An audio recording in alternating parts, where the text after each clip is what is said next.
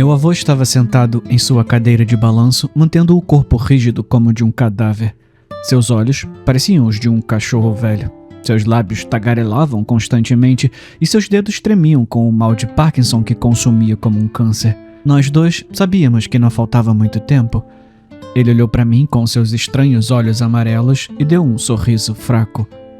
Elias, acho que deveria te contar a história da minha infância, disse meu avô, com uma única lágrima escorrendo pelo seu rosto. Eu vou contar o que aconteceu comigo quando eu tinha apenas 13 anos, quando fui enviado para Auschwitz com meu pai ao meu lado.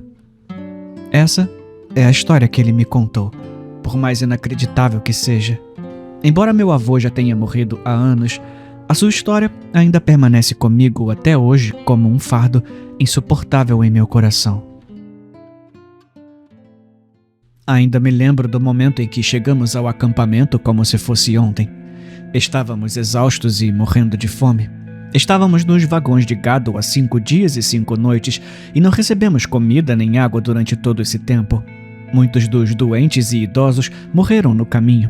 Movemos seus cadáveres para o canto do carro e meu pai rezou o Kadish sobre seus cadáveres. Foi a primeira vez que vi a luz da vida se extinguir dos olhos de tantas pessoas em tão pouco tempo. Mas estaria longe de ser a última. Finalmente, muito depois de anoitecer, as portas dos nossos vagões de gado se abriram. Criaturas pálidas e famintas, vestidas com trapos listrados em preto e branco, cercavam soldados da SS em uniformes pretos e imaculados.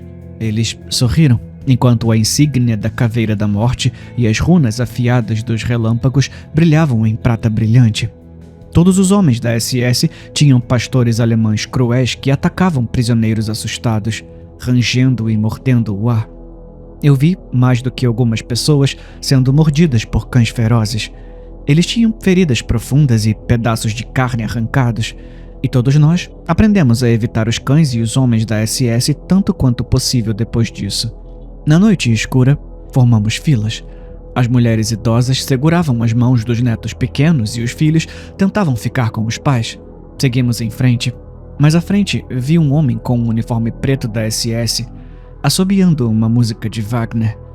Mais tarde, eu perceberia que esse homem era o Dr. Mengele. Tentei ficar com meu pai, mas a crescente multidão nos separou. Eu não sabia naquele momento, mas nunca mais veria meu pai. Se eu soubesse, teria agido de forma diferente? Eu teria dito a ele o quanto o amava? Nunca saberei, mas suas cinzas subiram ao ar mais tarde naquela noite, e eu as vi do quarto gelado, naquele lugar de sombras. Alguém atrás de mim sussurrou em meu ouvido. Rapaz, quantos anos você tem? 13, eu disse, virando-me para olhar para a figura estranha. Um homem faminto em um uniforme listrado. O homem sacudiu a cabeça. Não, você tem 16 anos, tá? Quando você chegar lá, lembre-se disso. Você não tem 13 anos. Você tem 16. Insistiu o homem.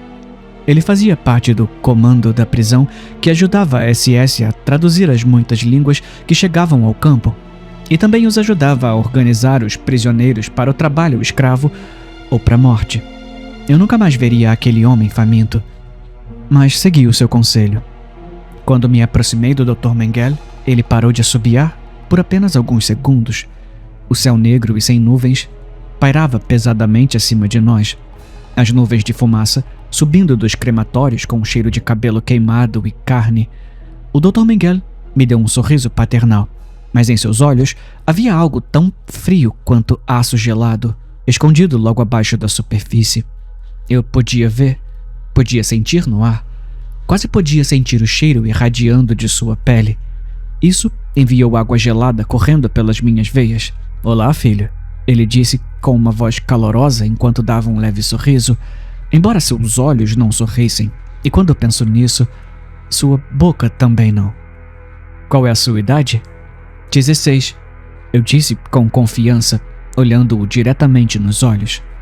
Alguma deformidade física? Alguma doença? Ele perguntou, o leve meio sorriso como uma estátua de Buda ainda estampada em seus lábios. Eu balancei minha cabeça. Não, senhor, eu disse. Ele assentiu e apontou para a direita. Eu não sabia se isso era uma coisa boa ou ruim. Vi, para o meu horror crescente, que a maioria dos prisioneiros ia para a esquerda, incluindo todos os idosos, todas as crianças, qualquer pessoa com deficiência e qualquer pessoa que parecesse demasiado frágil ou emaciada. Ao todo, cerca de 90% da fila foi para a esquerda e cerca de 10% foi para a direita. Aqueles que foram para a esquerda não passariam da próxima hora. Eles seriam despidos, espancados e mutilados para forçar o maior número possível de pessoas a entrar na câmara de gás. E então, a pesada porta de metal seria selada. As pastilhas de Zyklon B seriam jogadas em um tanque de ácido sulfúrico e as aberturas de ventilação seriam ligadas, zumbindo como vespas, exalando seu veneno mortal na tumba de concreto. Os gritos na câmara muitas vezes duravam mais de 20 minutos. Os cadáveres estariam entrelaçados em pirâmides, com braços e pernas presos juntos como roedores em um rei dos ratos. O gás cianeto impediu que seus lábios e unhas ficassem azuis e fez com que os cadáveres parecessem rosados, quase saudáveis, exceto pelas máscaras mortuárias congeladas e aterrorizadas e pelos olhos cegos. Em 1944, enquanto eu estava em Auschwitz-Birkenau, voltei tarde de uma turma de trabalho na fábrica de concreto próxima com alguns outros presos. Passamos pelos ventos gelados e pela neve que cortava nossos corpos como um picador de gelo. Havia poços ao ar livre que expeliam fumaça preta constantemente. Em que mundo vivíamos, onde os cemitérios subiam para o céu e a escuridão do espaço descia sobre os que estavam abaixo? Essa foi a noite em que minha fé em Deus finalmente morreu para sempre. Como viria a saber mais tarde, a SS teve recentemente uma escassez de Zyklon B. As pastilhas de cianeto utilizadas para exterminar massas de seres humanos e transformá-los em cinzas e fumo fétido e mal cheiroso. Os avanços do Exército Vermelho causaram problemas na sua entrega e um transporte de crianças acabava de chegar ao acampamento.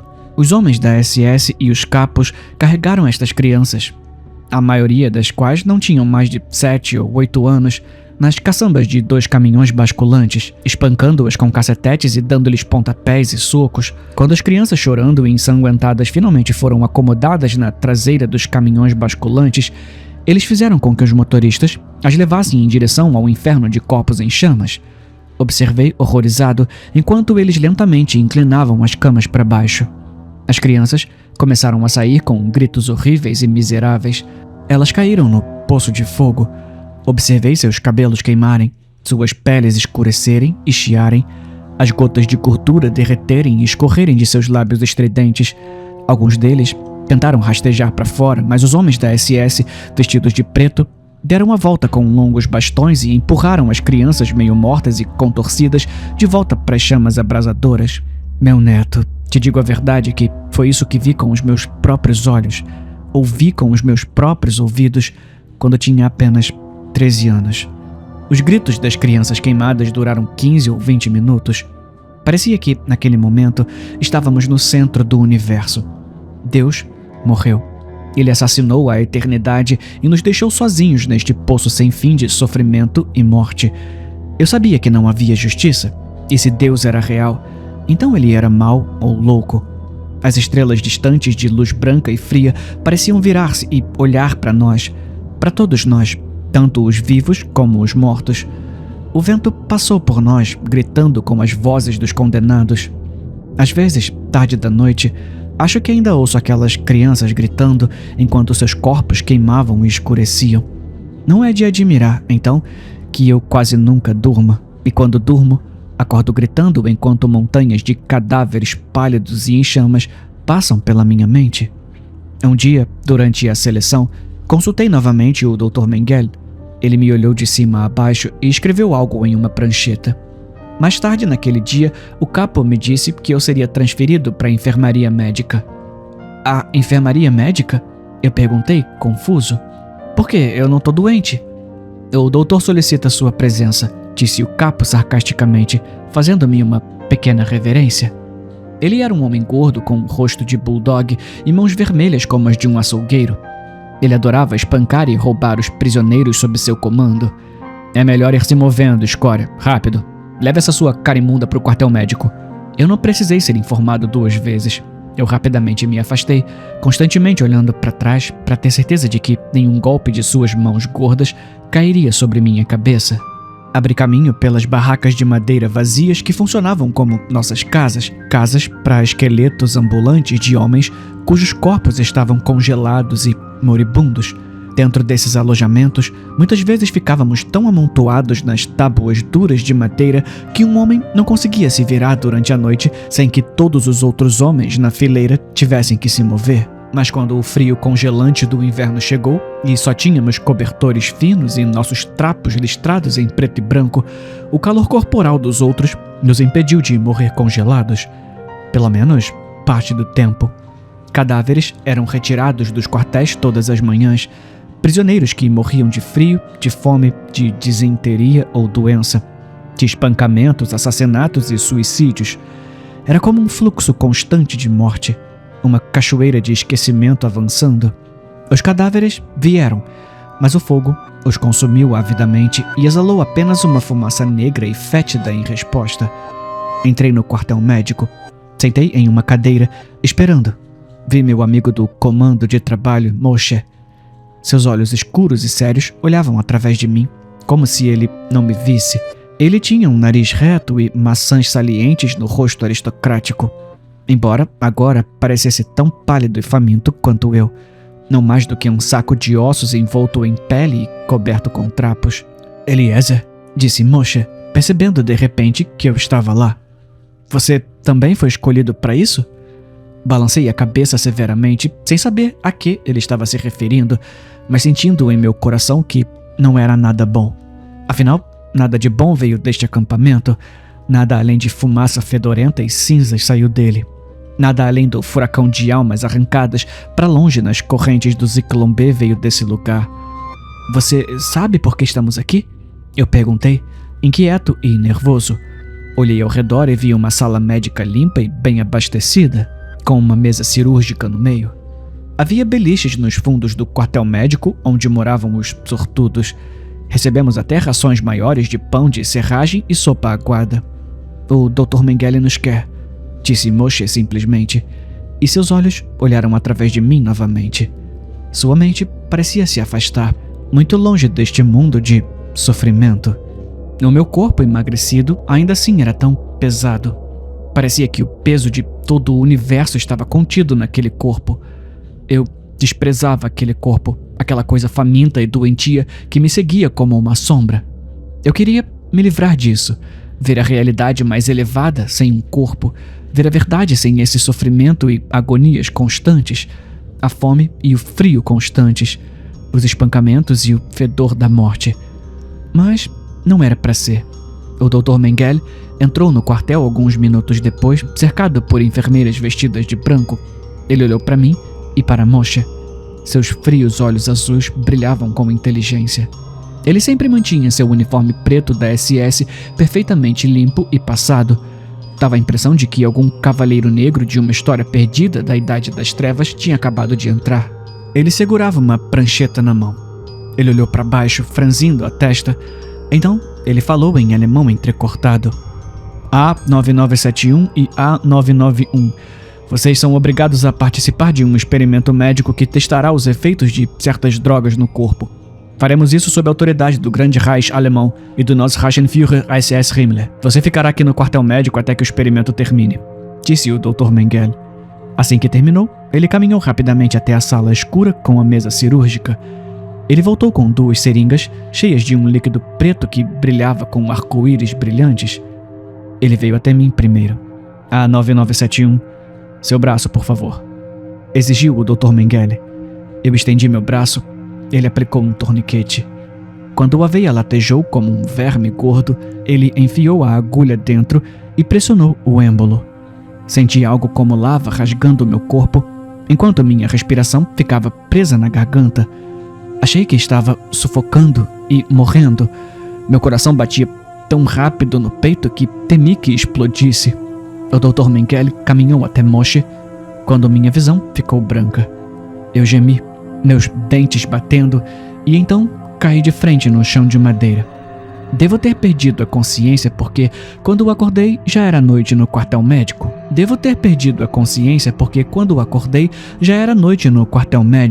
Eu me encontrei deitado em um beliche. Uma pequena porção de pão de serragem e uma sopa rala e aguada foi colocada ao meu lado. Ainda dormindo, vi a forma de Moshe, seu rosto pálido como uma caveira. Moshe, eu sussurrei, tentando me levantar. Minha cabeça latejava. Olhei para o meu braço, vendo uma mancha de tecido necrosado e enegrecido se espalhando pelo local da injeção. Quase parecia que escamas brilhantes estavam se espalhando pela minha pele. Olhei para o braço de Moshe e vi as mesmas manchas escuras ali. Acorda, Moshe, por favor. Eu preciso de você. Eu preciso de alguém. Eu não posso fazer isso sozinho. Mas no meu coração, eu sabia que todos nascemos sozinhos e todos morremos sozinhos. Mesmo Deus não poderia me ajudar aqui. Ele não ouviu nossas orações, nem ouviu o Kadish lido para os mortos. Ele havia virado o rosto para longe de nós e cada coração moribundo sentiu aquele grande vazio quando a vida foi extinta de seus olhos. Sacudi Moshe gentilmente, sem querer assustá-lo. Seus olhos se abriram. Ele olhou para mim e vi com horror que algo estava errado. Seus olhos ficaram semicerrados e amarelos, como os olhos de uma serpente. Ele sibilou para mim. Um fio fino de sangue espumoso borbulhou de sua garganta enquanto ele gorgolejava, se levantando como um zumbi. O que aconteceu com você? Perguntei em pânico, me afastando do Moshe transformado. Ele parecia um animal raivoso, seus olhos brilhando de insanidade. Ele veio até mim e seus dentes pareciam mais longos, mais afiados, mais predatórios. Eles pareciam presas. Ele saltou do beliche, voando em minha direção, enquanto ele rangia os dentes. Tentei freneticamente afastá-lo. Sua mandíbula estalou como um chicote. Ele se lançou para frente e seu rosto branco e descolorado caiu. Senti a pele do meu rosto rasgar com uma dor como fogo se espalhando pela minha cabeça. Ele mordeu minha bochecha e rasgou para cima, deixando uma ponta mutilada de pele pendurada ali. Senti algo quente e venenoso percorrendo minha corrente sanguínea, mas, diferentemente de Moshe, não enlouqueci. Mas senti meus dentes se alongarem e meus olhos se ajustaram abruptamente à escuridão. Eu podia ver cada partícula de poeira flutuando no ar, ver cada respingo do meu sangue no chão de madeira. Um silvo saiu da minha garganta. Meu braço se lançou para frente como se tivesse vontade própria. Garras afiadas rasgaram as pontas dos meus dedos quando eu joguei Moshe para longe de mim. Ele correu noite adentro, sibilando e chorando, com a língua bifurcada saindo entre seus lábios ensanguentados. Alguns momentos depois, ouvi homens da SS gritando no perímetro próximo. E então, armas começaram a disparar. O lamento de Banshee de Moshe ficou mais alto e os homens da SS gritaram, suas vozes cheias de pânico e terror. Eu saí cambaleando do quartel médico, vendo Moshe arranhando e mordendo a forma vestida de preto de um homem da SS. 2 outros jaziam mortos ao lado dele, com as gargantas arrancadas e a carne mutilada totalmente aberta. Moshe saltou do homem da SS moribundo e correu em direção à cerca eletrificada. Com horror e espanto, eu observei golpeá-la com suas garras. Ela emitiu um forte estalo de eletricidade e eu vi um flash de luz azul, mas as escamas pretas que agora cobriam quase toda a pele de Moshe pareciam apenas brilhar mais intensamente, brilhando como obsidiana. Moshe permaneceu inalterado. Ele abriu um buraco na cerca enquanto ela continuava a chiar. Saltou sobre o arame farpado e desapareceu nas florestas escuras da Polônia. Depois de um longo momento olhando para os corpos dos homens da SS, corri em direção à liberdade também, seguindo a trilha de Moshe. Eu ainda tinha mente, no entanto. Seja qual for o veneno que o Dr. Mengele nos deu, não me afetou como afetou Moshe. Mesmo assim, percebi que estava me curando mais rápido. O corte profundo na minha bochecha parou de sangrar em poucos minutos e uma camada de finas escamas pretas começou a cobrir o ferimento. Nas semanas seguintes, fui para a Suíça, onde passei o resto da guerra, mas ouvi rumores nas florestas da Polônia de que havia uma criatura estranha a atacar casas isoladas. Uma criatura com olhos semicerrados, como os de uma serpente. e escamas pretas cobrindo seu corpo deformado e retorcido. O meu avô parou de falar de repente, olhando para mim com olhos vidrados, uma criatura com olhos semicerrados, como os de uma serpente, e escamas pretas cobrindo seu corpo deformado e retorcido. O meu avô parou de falar de repente, olhando para mim com os olhos vidrados. Você acredita, Elias? Ele perguntou. Você acredita no que eu te disse? Eu balancei a cabeça. Ele levantou as mangas e ali, nos braços, eu vi as escamas pretas cobrindo sua pele até os pulsos.